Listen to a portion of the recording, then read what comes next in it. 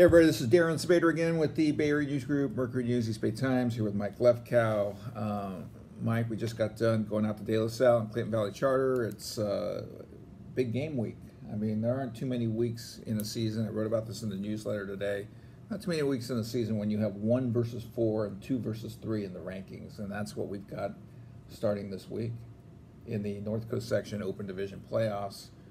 After a week off, it'll be Friday night, Pittsburgh at De La Salle, and on Saturday night, it'll be Clayton Valley Charter at Liberty. Two good games, two monster games. Two monster games right out of the chute. We'll get back to those games in a minute, but we didn't do a wrap this week. There was a lot going on with a lot of games to cover and the section seating meeting at CCS and whatnot, but I was at CCS yesterday. It went according to form pretty much. I mean, the whole section playoff for football is based on points and where you place in your league standing, so it's pretty formulated. There's not a lot of drama, not a lot of debate. The only one issue was Palo Alto losing a point for its game against McClymonds. The CCS awards championship points, or an extra bonus point for a team on your schedule that wins the league title, and we all thought that McClymonds won a league title. Did you think that? I think you wrote that. I think that was your headline when you wrote McClymonds this week, that they clinched the OAL title. Well, I certainly did. They're 5-0. They've outscored their 5 opponents 321-0. They seem like the champion to me, but they haven't had the postseason yet. They're a 16. But I mean, are they playing for the section championship now, and they are the league champion? Or are they playing for the bylaws made it sound as if that the playoff is a section championship for the Oakland section, and the regular season was for the league championship. I don't know. I'm a little confused on this. Yeah, I'm not. I'd have to call and find out for sure. But I mean, either way. They're 5-0. They are the OAL champion in my mind, but I don't know exactly how the bylaws are written. All right. Well, it worked out as far as the way the playoffs are shaping up, and I don't think the point made that dramatic difference. I mean, MA got the 2 seed. They won a draw against Palo Alto because they both finished with the same amount of points. Palo Alto's a 3 seed. Palo Alto is going to be playing at home against Los Gatos in the first round, and MA is going to be at home against Milpitas. Both of those teams are in Palo Alto's league. I mean, if they do both advance, Palo Alto and MA, the second round semifinal game will be at MA, but those schools are separated by about 3 miles. You know, right down the El Camino Real and a quick right, and you're at MA. So, no, it just struck me as kind of funny that Palo Alto wasn't awarded the extra point because of McClymonds not yet being the conference champion.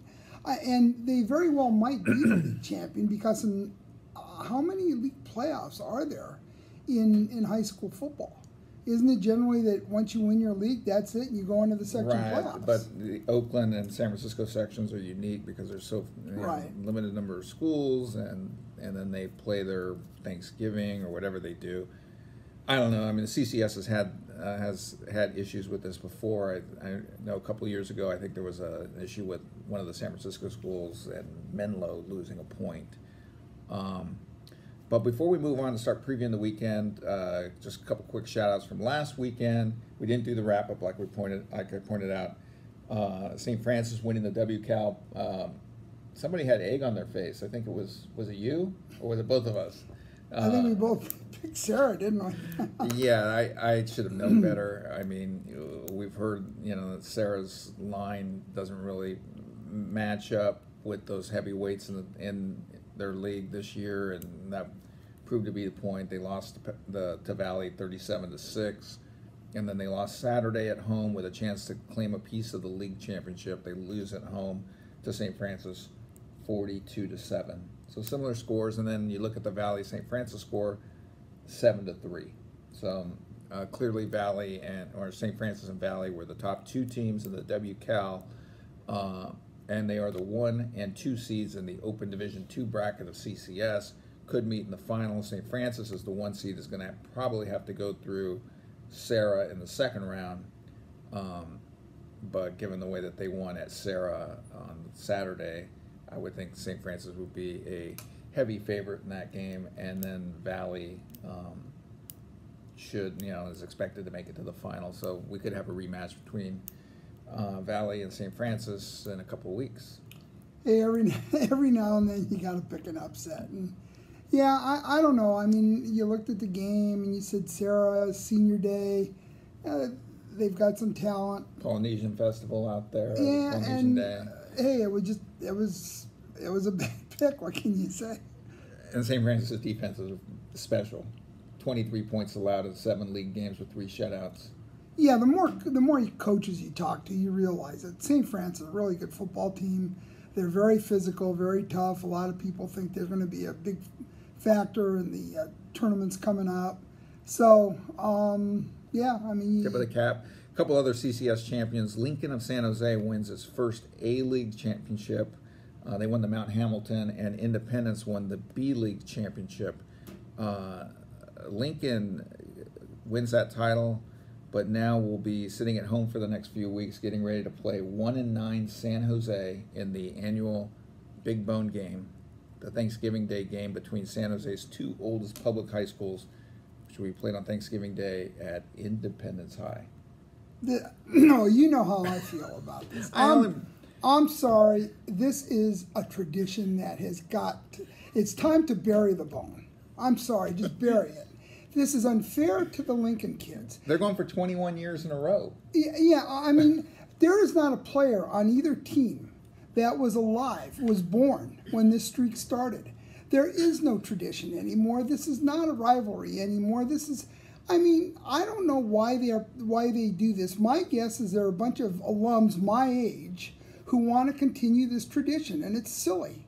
I mean, I graduated in 1971. If I had been a graduate of Lincoln High, I would be in the principal's office saying, hey, let's get rid of this tradition and let these kids go to the playoffs. They deserve to be in the playoffs. But they would have been in the Open Division II bracket because of their enrollment. I don't care what they would have been in. They would have been in the playoffs. They probably would have had to play Midi this week, and then if they would have won that game, they'd probably be playing Valley Christian in week 2. I don't care. If I were a player, I would much rather challenge myself against Midi or whomever than play on Thanksgiving Day against a 1-9 football team. And I'd be saying the same thing if San Jose was 9-1 and Lincoln was 1-9.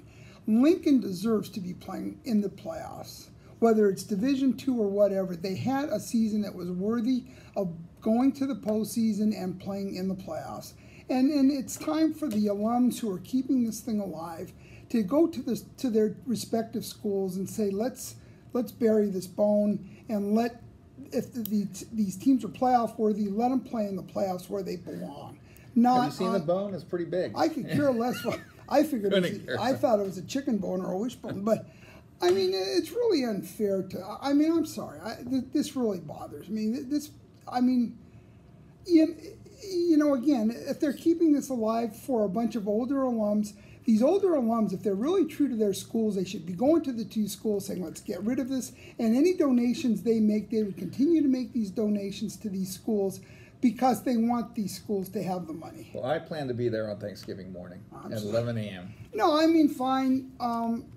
This is one that really bugs me. Well, Lincoln won't be going to the playoffs. They won't be part of the Division II bracket. Independence is in the playoffs, but because they are in a B League, they are in Division IV, and they are the #1 seed in Division IV. So hats off to Independence, which had a great year. They beat Overfelt handily 47-20 on Friday night. I was there.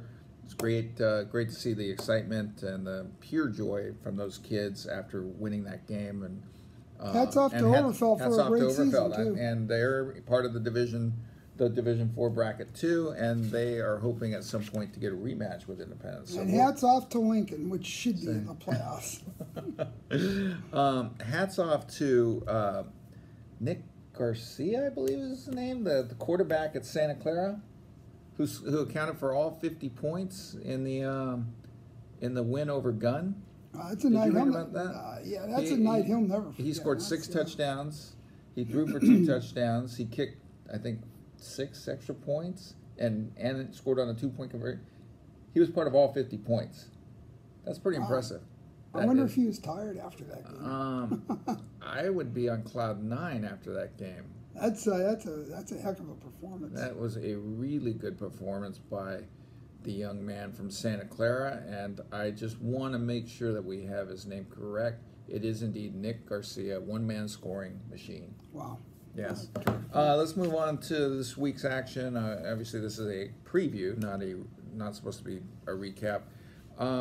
Mike, which games are you looking forward to the most this weekend? Is it the NCS Open games? Are those the ones that you're going to be focusing on? Well, I mean, the game that I think will be the best game will be Clayton Valley Charter and Liberty. I think De La Salle handles Pittsburgh. I don't think it's going to be a game that's going to wind up with a running clock. But I think De La Salle is too strong. I think Pittsburgh's going to have a tough time scoring. I think that Clayton Valley Charter Liberty game is going to be a very, very good game.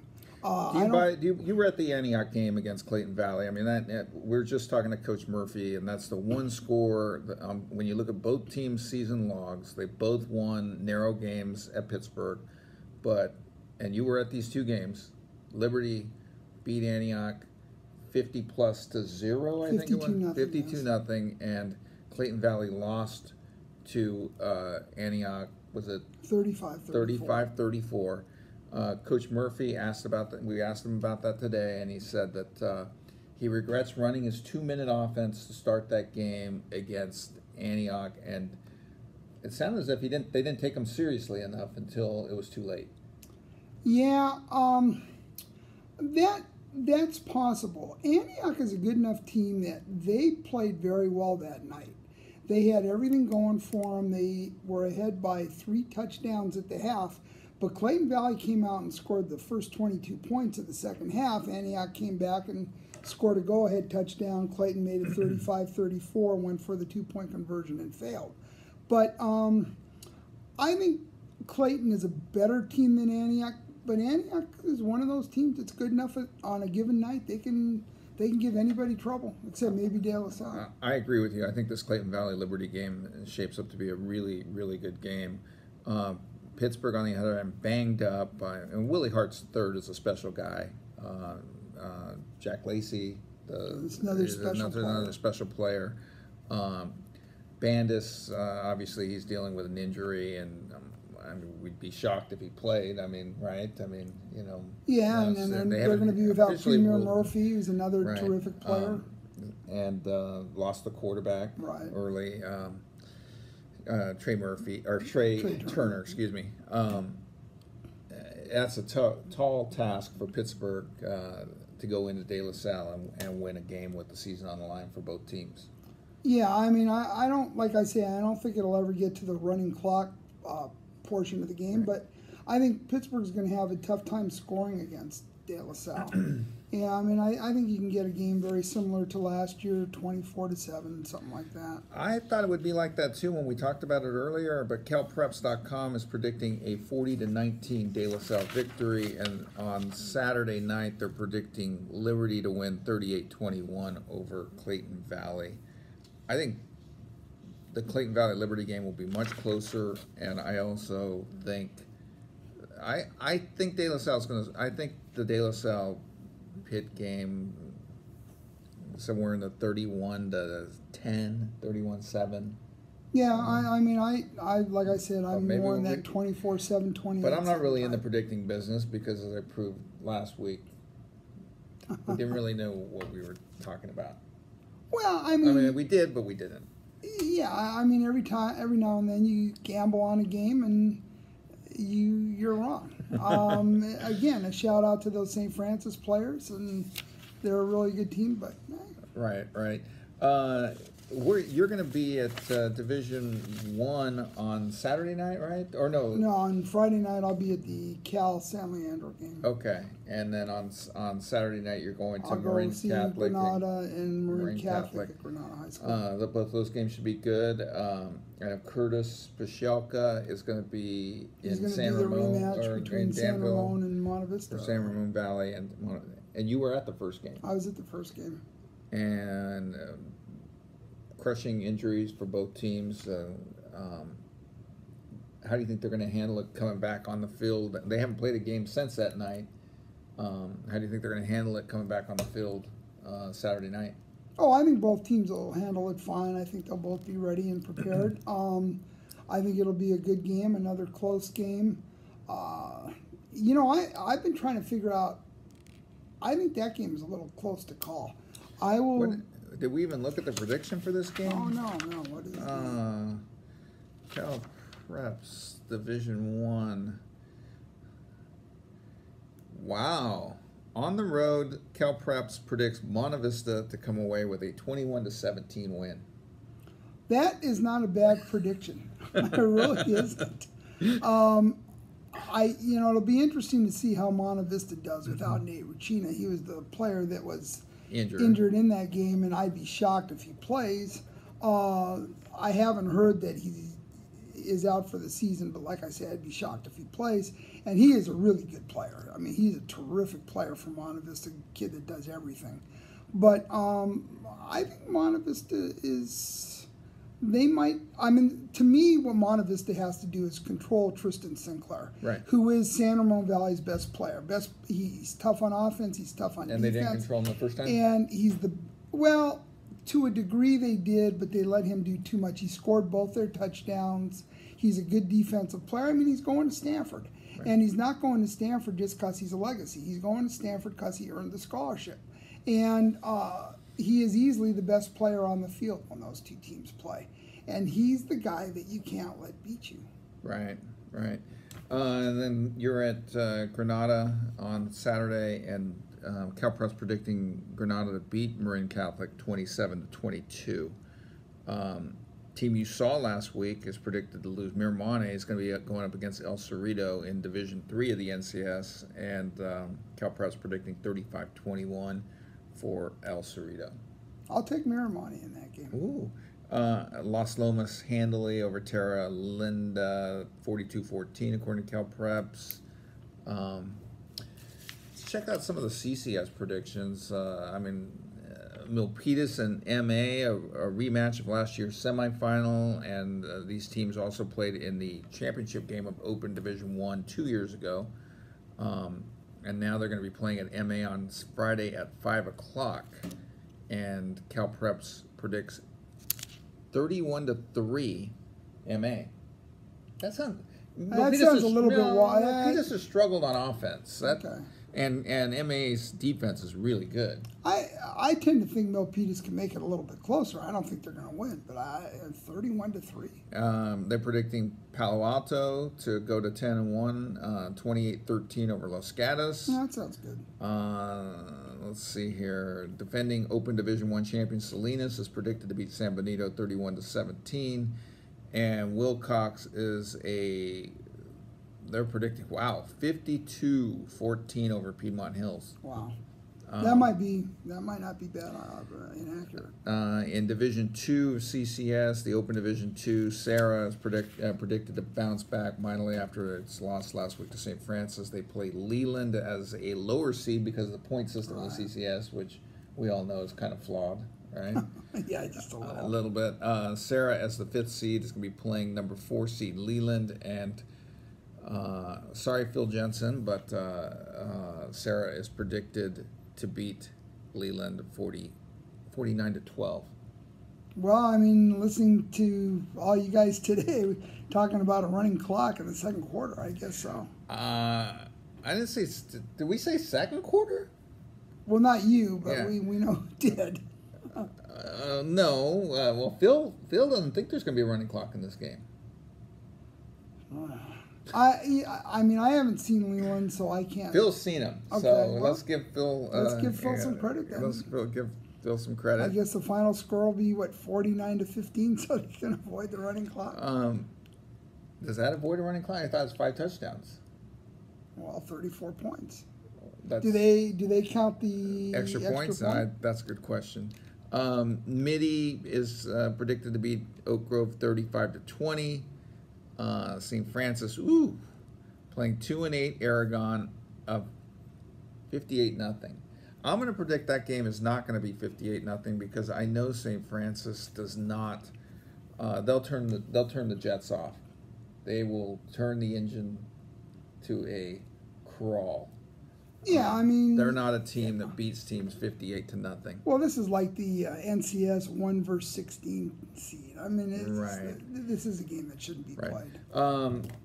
Getting a little long here, so I mean, are there any other issues, any other things? I know that on the back burner, but slowly making its way to the front burner will be the format changes for next year as the CCS and the NCS try to figure out what they're going to do with the state no longer allowing section runners up to move on to NorCal regionals for football starting next year. No, I mean, we've pretty much touched on everything. It's going to be interesting to see what they do. Both sections have meetings coming up. The CCS on November the 28th, their football committee, which is composed of coaches representing every league in the section, they are going to meet on November 28th. And I believe the NCS Sports Advisory Committee meeting is December 3rd. Okay. So that's when I think proposals will be made, and we'll start to hear a little bit more which direction each section wants to go. Right.